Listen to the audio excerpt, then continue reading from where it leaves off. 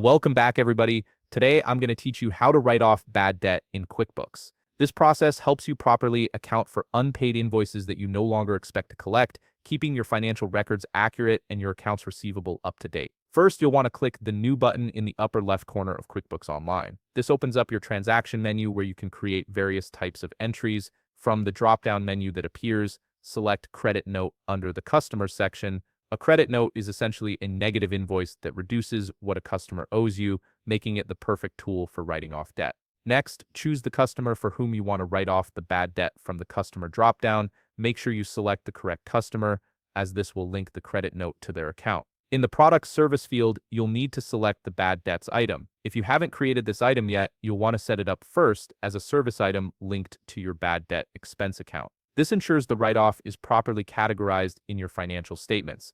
Now enter the amount of the bad debt you want to write off in the amount column. Be precise here, as this should match the exact amount of the unpaid invoice. For clarity, you can type bad debt in the message displayed on statement field. This is optional but helps anyone reviewing the account understand exactly what this transaction represents. Once everything looks correct, click Save and Close to create the credit note. Here's where we apply that credit to actually write off the debt. Click the New button again, and this time select Receive Payment under Customers. Choose the same customer from the customer dropdown to pull up their outstanding transactions.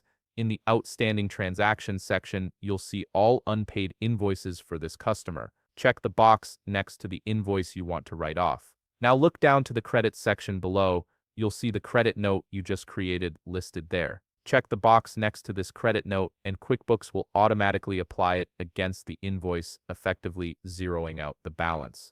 Finally, click Save and Close to complete the process. The invoice is now marked as paid using the credit, and your bad debt expense account reflects the write-off properly. If you found this video helpful, please leave a like, subscribe, and see you in the next video.